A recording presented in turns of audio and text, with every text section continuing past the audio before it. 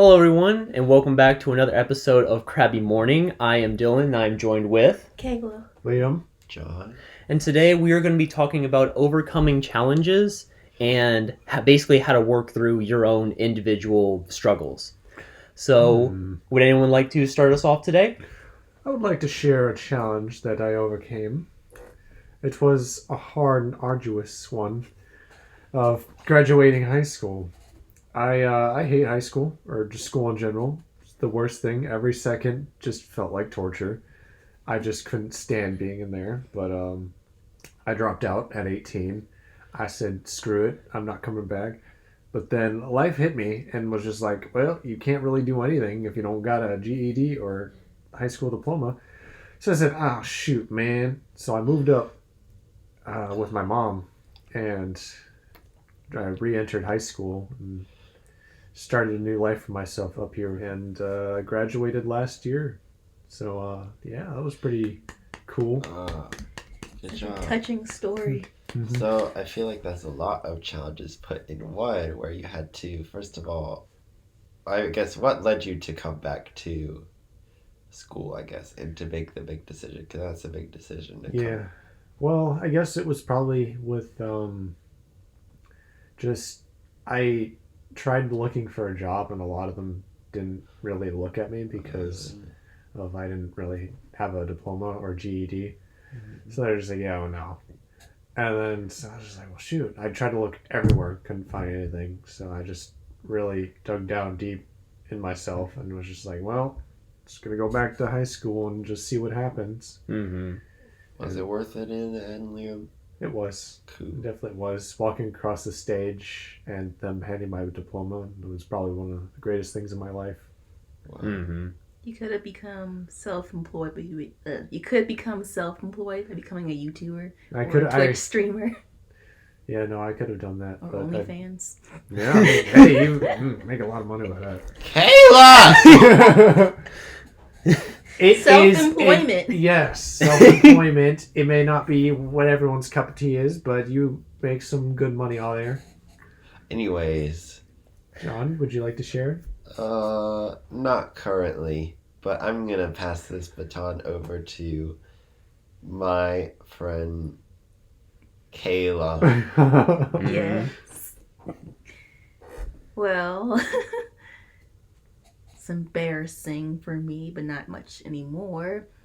A big challenge I've overcome was not caring so much what other people think about me and just learning to just love myself and just be who I am, which is very weird. Mm-hmm. It's a weird process, but once you do it, it's awesome. I'm still on that journey myself. Yeah. Because when you're growing up, you feel like you need to appease people because that's the only way that you're still learning your social skills. And I think this is kind of harkening back to what we were talking about back in episode 2, where we were talking about how people could use that to like walk over you and, treat you differently. Yeah. I think a big part about overcoming challenges is that when you're trying to deal with external factors, I think you need to start with your own internal struggles, because what you believe that you are inside is going to reflect to other people whether you notice it or not. Yeah. So it can be a long and slow process, but it's something that when you finally get the grip of it, it can change you. Some people just need different things to help them along the way, and everyone's got a different story regarding that. Yeah. Yeah. And the thing about me is I tend to be a people pleaser because I just am too afraid a lot of the times to just think for myself or make anybody angry, because I'm not very confrontational. So I do anything and everything to avoid confrontation, which isn't always necessarily a good thing because you can become a doormat and have people walk all over you. Yeah. And that's something I did a lot in high school. I tried to be a people pleaser, so I tried to do whatever I could to fit in with, the popular crowd, so I wouldn't stand out as much. But in the process of me doing that, I was standing out a lot because I was trying too hard and I was making a fool of myself. Mm-hmm. I can relate to that, And then when I left school at 15, I still had a lot of that people pleasing left in me. So when I went back into like, the real world when I got a job, I still had that mindset of being a people pleaser. So I would do whatever I could to fit into like the popular quote unquote crowd at work. And that was hurting me a lot because I was doing things I know I'm not normally comfortable with just to fit in and not stand out. But it was backfiring tremendously. And I was hurting myself in the process and hurting others. So now I'm starting to finally realize that I don't have to be a people pleaser all the time. There's nothing wrong with treating people nicely. But now I'm learning to be my own person and just do what makes me happy. And if that's wearing silverware as earrings, I'm going to do that. That was pretty cool, actually. Yeah. Kayla, would you say that this thing happened over time, or was there like a split decision where you were just like, I don't want to care that much about what people think anymore?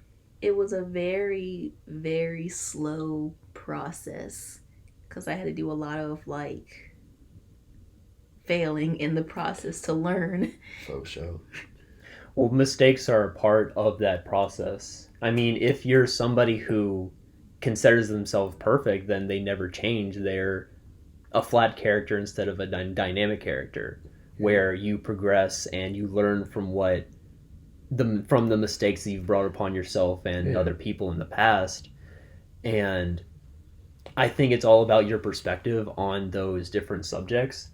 Like, you have to look at it and just be like, how can I make this better? Because some people will take it very personally, be like, oh, I'm terrible for this. I suck at this certain thing. Yeah. I don't know how to do this. And that bogs them down, makes them feel like they can't be true to themselves. Yeah. And that really, that's the fine line between progressing and degressing. Yeah.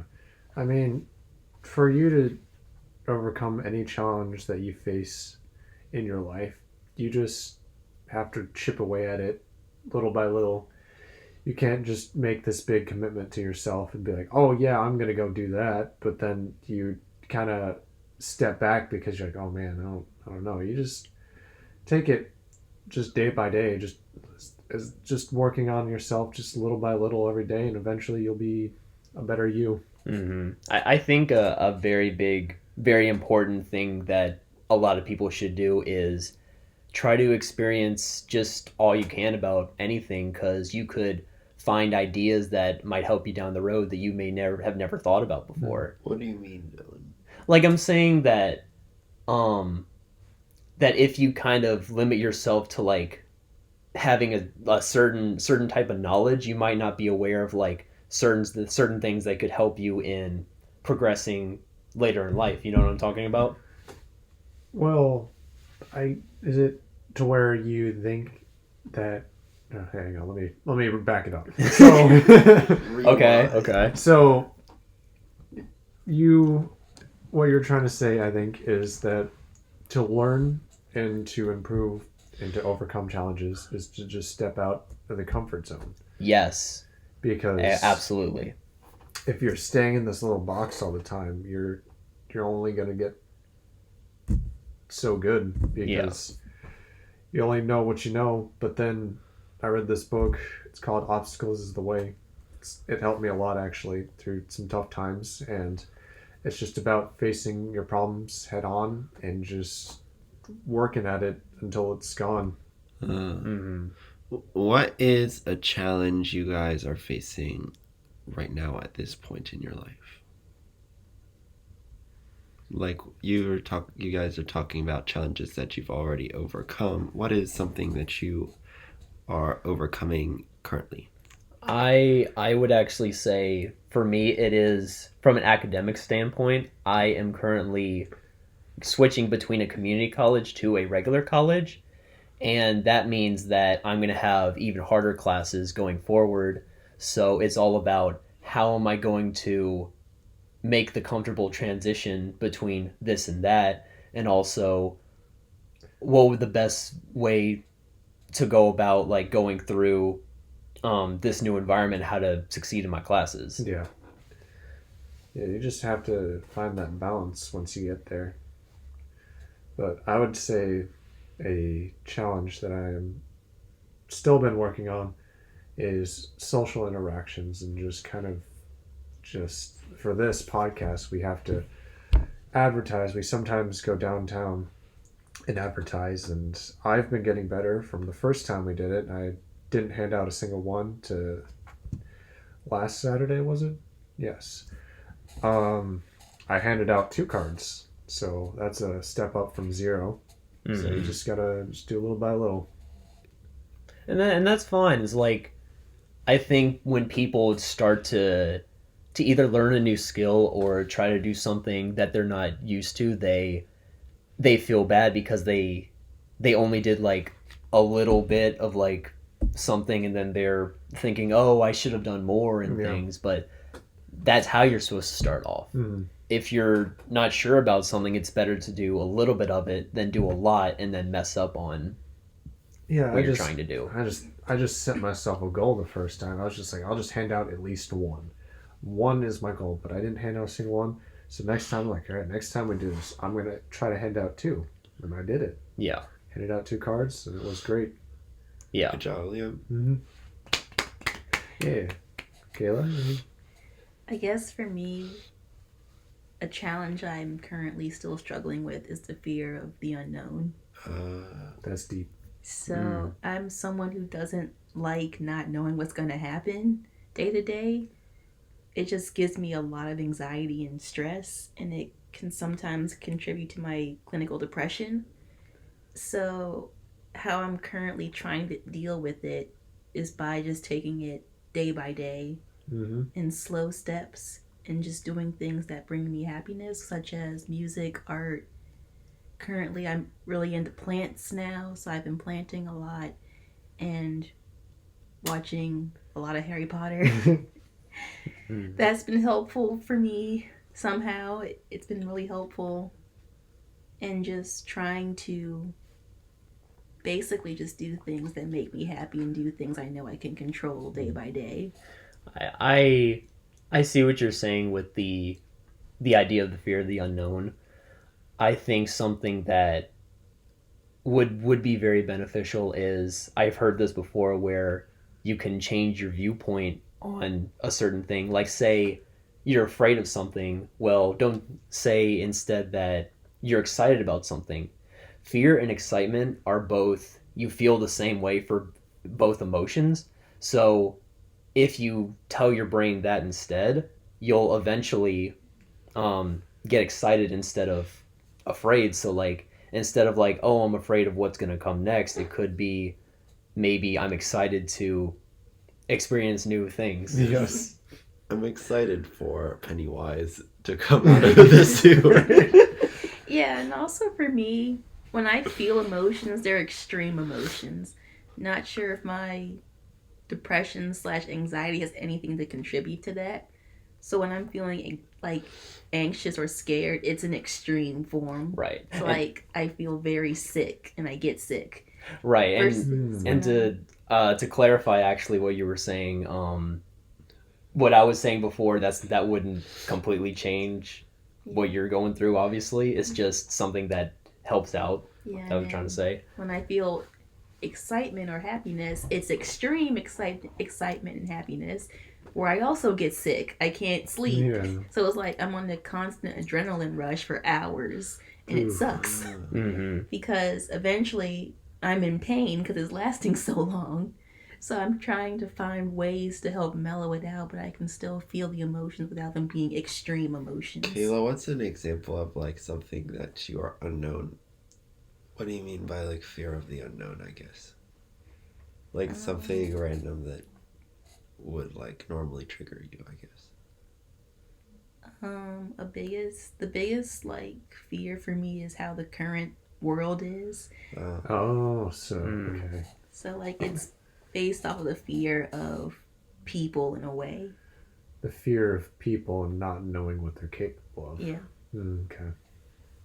Do you think that like thinking about it like deeply helps or hurts it more? Because I've heard both, where like if you think it's both. yeah, Because like sometimes if I am like starting to feel very anxious, I really think about why I'm feeling that way, and sometimes it makes it like crazy weird, and sometimes it makes it better because I think about it so much, and then it's like it's not so bad anymore. But that is something interesting. What I find that helps is just kind of just do things that you like hobbies like painting, reading, or whatever, and just kind of just put your like when you're freaking out on that, you just do something that helps you relax. Because I used to think about all this, I'm like, oh my god, all this stuff is happening at once.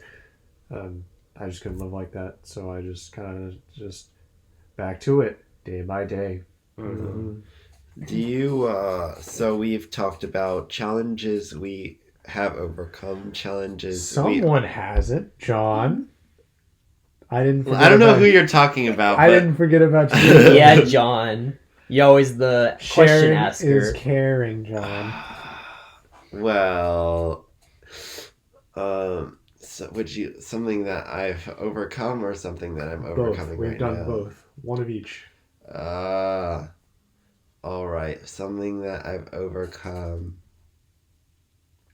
I guess would be my fear of embarrassment is one of the things, because I feel like in high school I would often not do many participate in many things because I was like I don't want it to sound bad, I don't want this to turn out in an unforeseeable way, so then I never tried. But you never try, you never know. I could have been the best solo auditioner in the world, I could have not been, but now I'm stuck and high school's over and I'll never know. I could have been on the best Pinewood Derby car racer in Cub Scouts, but if I didn't make a car, I guess I'll never know. You know? Yeah. Something that I'm overcoming right now, I guess, would be my current I guess I'm in a state of where I'm thinking a lot about life but not doing anything about it. As in, I'm thinking a lot of how is my life going to turn out from the way that things are going right now. Well, you and I had talked about what you want to do in the future, like careers and stuff. You're right. Like a list of what you plan or the thing is, it's state a list. I am awful at decision making, much like a lot of other people. I usually flip heads or tails, but sometimes decisions are more important than what I'm going to eat for snacks. It's dang, you might. What if I become a doctor and get stabbed by a needle that's filled with poison instead of medicine? I don't. What you need to remember, John, is that you can't predict the future. Faux show. I mean, no matter what career path you would choose, there are certain things that will suck for what you're trying to do, but there will also be a lot of good things that you might not even think of. Yes. I think it's about you just really have to put yourself out there and just keep trying a bunch of different things. I mean, that's all I could really say is just try and try and try and try, because what I was saying earlier is that, you know, as you broaden your mind, you broaden your ideas into what you could do for the future.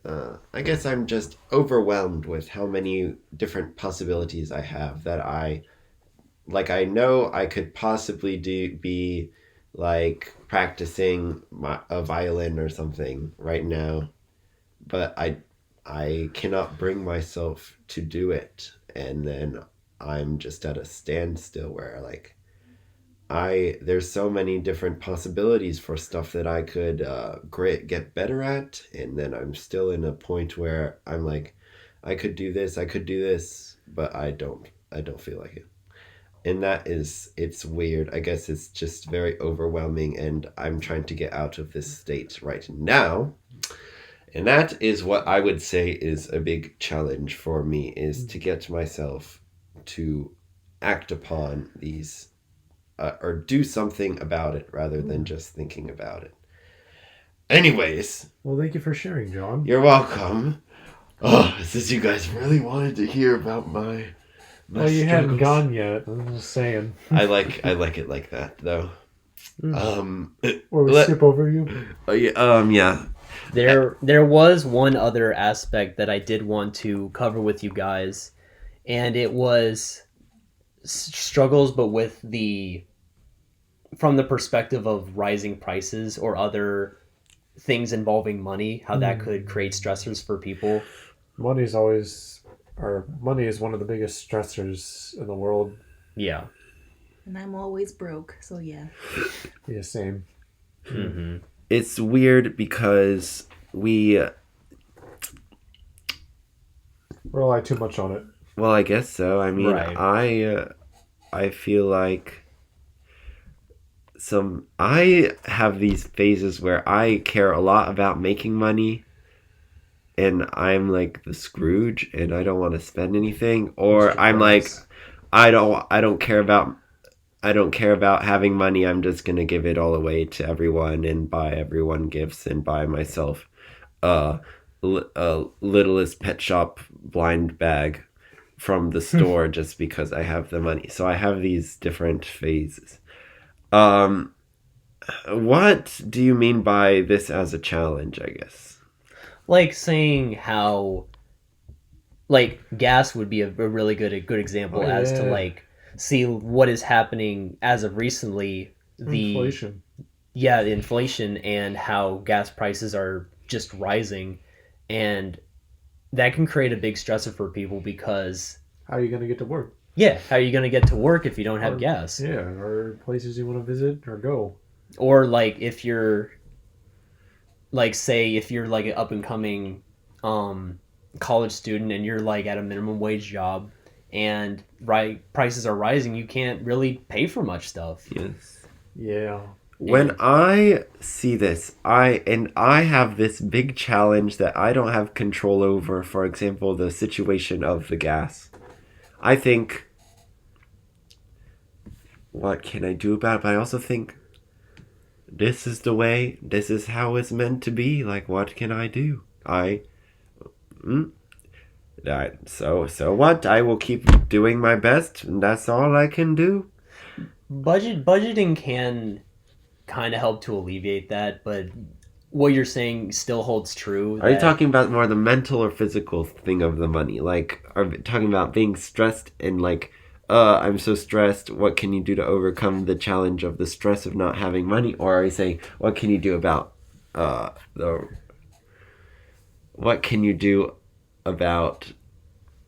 not having money and like to work more and stuff? I'm saying how certain things involving money can cause stress for people. Like, for example, like I was saying, college students, how like you have to work multiple jobs in order to either pay for your apartment, like one of my friends is actually doing, or you just need it for simple groceries, which can be, well, if you mix that with school and working all the time, you're going to wear yourself out to the point where you don't know what else to do. Yeah. That's brutal, man. People just have to live like that. Yeah. Welcome to America. Yeah. Oh my gosh, you guys are so silly. Things are so terrible in other countries, and we're in a first world country. Things are bad here too. Oh my gosh, there's people eating poop water, and they're like, "Oh, what am I going to eat? I guess my family will have to try to eat dirt. I don't know, or whatever I can find in the trash can." And then, like, that's their only option. There's, like, whole communities of people that live like this. And then we have all this, I guess, more opportunities for growth. And it's not perfect, but we don't have to overcome as many challenges, I guess. Yeah, John, I was going to say, yes, you are absolutely correct about that. Everything you're saying is true. It's basically not except because you're 100% right about that, and that is important to also acknowledge.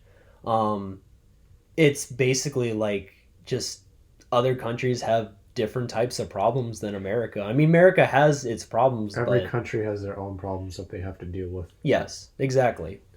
And I just don't understand why we all can't work together and just because that's too much of a happy rainbow. Every country has individual wants and needs. We all live here. Why can't we just share the home? Because some people's lives revolve around like money, or their whole culture is getting stuff from other people or to stop that. I'm saying like. We all live on this planet. Why not just help each other out? And because this is all of our home, the whole planet, the human race, we all live here. For sure. But some people don't see it that way. The only sad thing about that is the world is way too complicated for it to be all sunshine and rainbows. And that's the part I hate. We can't just get along, forget our issues, and just help each other out. Sing Kumbaya by the campfire. Yeah. Dang. I think really the most important thing is how can you help yourself individually in president. Yeah. In such like a massive world that we all live in. Yes. And how you can be comfortable in that world. John, I'm gonna steal your thunder. Awkward. Okay, Kayla. Fine. Here you go. On that note, Dylan, why don't you close us out with today's question? Dylan, all right. It was just about to get heated. So, the question of the day is, why do you think that overcoming challenges is so important for a person to progress? And what reasons do you have for wanting to become a better person? Thank you guys so much. Like and subscribe as always, and have a crabby morning. Love you. Visit Harry.